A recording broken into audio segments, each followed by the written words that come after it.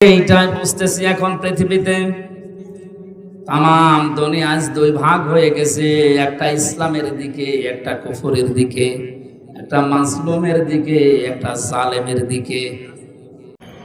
Hello বন্ধুরা, আসসালামু আলাইকুম। আশা করি আপনারা সবাই ভালো আছেন। আজ একটা গুরুত্বপূর্ণ ভিডিও নিয়ে এসেছি। কেমন ছিল হযরত বিলাল রাদিয়াল্লাহু তাআলা আনহুর ঈমান? তিনি ছিলেন কালো কুৎসিত তুতলা, বংশ পরিচয়ের দিক দিয়ে তিনি ছিলেন নিম্ন, তবুও তিনি ছিলেন ঈমানি দিক থেকে অন্যতম। জান্নাতে তার পায়ের ধ্বনি শোনা যায়, তিনি আজান না দিলে আরশে আজান পৌঁছায় না। কি এমন ঈমান ছিল তাহার, এ সম্পর্কে গুরুত্বপূর্ণ আলোচনা করেছেন মাওলানা মুফতি আমির হামজা। চলুন তাহার মূল্যবান কথাটি শুনে আসি।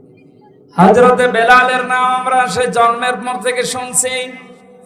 এই লোকটার বংশ ভালো ছিল না, টাকা পয়সা ছিল না, মানুষের বাড়িতে কাজ করে খেত, গোলাম চাকর, ক্ষমতাও ছিল না। ঈমান থাকার কারণে আল্লাহ এমন জায়গায় পৌঁছিয়ে দিয়েছিলেন, তার জীবনী পড়তে গিয়ে পেয়েছি। বিশ্বনবী বলেন, আমি যখন আল্লাহর সাথে দেখা করার জন্য মেরাজে আল্লাহর আরশে যখন গিয়েছিলাম, সিদরাতুল মুনতাহা পার হয়ে হযরতে বেলালকে এসে বলেছিলেন, তোমার পায়ের আওয়াজ আমি শুনতে পেয়েছি। অথচ লোকটার চেহারার যে বর্ণনা আমি পড়েছি হাদিসে, ওইরকম লোক এখানে একটাও নেই। জহব্বা ছিল ঝোলা, ঠোঁটগুলো ছিল মোটা মোটা, চেহারা কালো তো কালো, হাড়ির তলা কি তার চাইতেও কালো ছিল। চেহারার যে বর্ণনা বলছে, একবার দেখলে আরেকবার দেখতে মন চাবে, বলেন।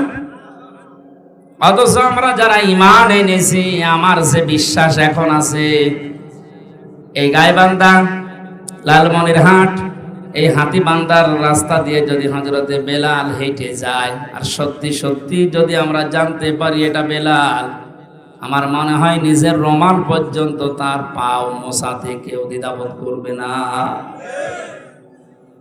হযরতে বেলালের নামে হাজার হাজার মানুষের নাম আজ পৃথিবীতে, অথচ 600 বছর যে লোকটা ক্ষমতায় ছিল তার নাম দুনিয়াতে কেউ রাখে না।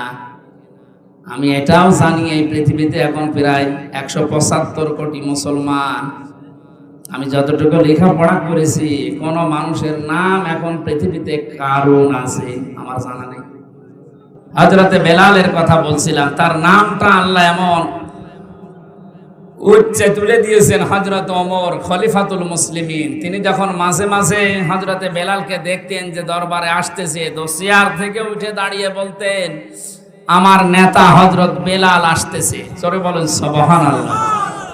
হযরত ওমর ছিলেন তামাম পৃথিবীর মুসলমানের নেতা, আর তিনি হযরতে বেলালকে দেখলেন, বলতেন আমাদেরও নেতা। অথচ লোকটা কি ক্ষমতায় ছিল, টাকা পয়সার মালিক ছিল, বংশের গৌরব ছিল? কি করেছিলেন ঈমান দিয়ে, কোথায় পৌঁছিয়েছেন ঈমানের কারণে?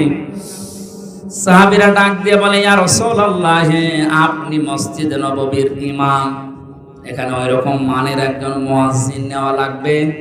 হযরতে বেলাল, ওনার সোহবা ছোট ছিল, এজন্য আশহাদু না বলে আসহাদু বলে ফেলতো, শুদ্ধভাবে উচ্চারণ হয় না।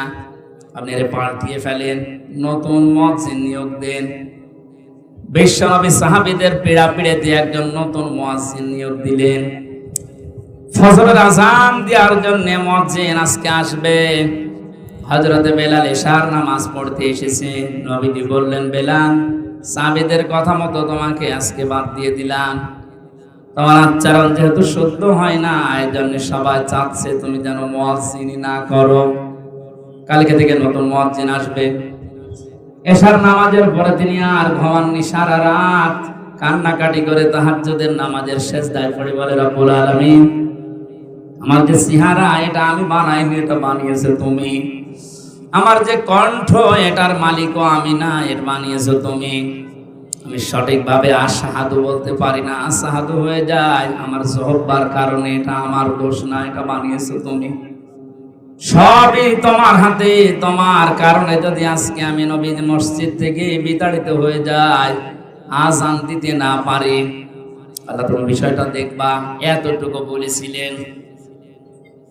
ফজরের আজান যে মুয়াজ্জিন দিয়েছে, আজকে আর ফজর হয় না। নবী মুহাম্মদ রাসূলুল্লাহ সাহাবীরা বসে আছে, কই আজকে তো আর ফজর হতে চায় না। জিবরাইল এসে বলে, ইয়া রাসূলুল্লাহ, আজকে কি আজান হবে না?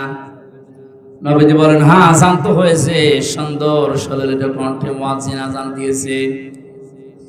হযরতে জিবরাইল বলে, ইয়া রাসূলুল্লাহ, প্রতিদিন যে বেলাল আজান দেয়, আজান শুনে ফেরেশতারা পর্যন্ত বাইতুল মামুর মসজিদে নামাজ আদায় করে। বেলাল আজকে আজান দেয়নি, এজন্য আরো সে আজান পৌঁছায়নি। আল্লাহ আমাকে বলতে পাঠিয়েছে, ও বেলাল যদি আজান আজকে না দেয়, কিয়ামত পর্যন্ত রাত থেকে যাবে, ভোর হবে না। কোথায় পৌঁছিয়েছিলেন তিনি ঈমানের কারণে? অথচ যে সমস্ত মানুষদেরকে আমরা সফল বলছি, ওই মানুষগুলো আজ তারা দুনিয়ার জীবনেই ব্যর্থ। কয়েকজনের উদাহরণ দেয়নি? ফেরাউনকে আমার যতটুকু ধারণা, বাংলাদেশের কোন জেলাতে ওই মিউজিয়াম থেকে ওই লাশটা এনে যদি রাস্তার ধারে কেউ রাখতো, যে দেখে যা, মানুষ শুধু দেখতো না, থুতু নিক্ষেপ করতো এবং জুতা দিয়ে পিটাতো। ফেরাউনের সাথে বাদশা থাকার কারণেও যদি এই হাজার হাজার বছর পরে এটা করতে পারে মানুষ, আপনার মনে হচ্ছে? তাহলে এখন থেকে 20 বছর পরে এই পৃথিবীতে আজ যারা জালেম, এরা যদি মারা যায়, কবর থেকে তুলে যদি ওদেরকে আপনি বাইতুল মুকাররমের সামনে রাখেন, মানুষ জুতা দিয়ে পিটাবে। এটা আল্লাহ জানিয়েছেন, সফল তো তারা যারা মুমিন।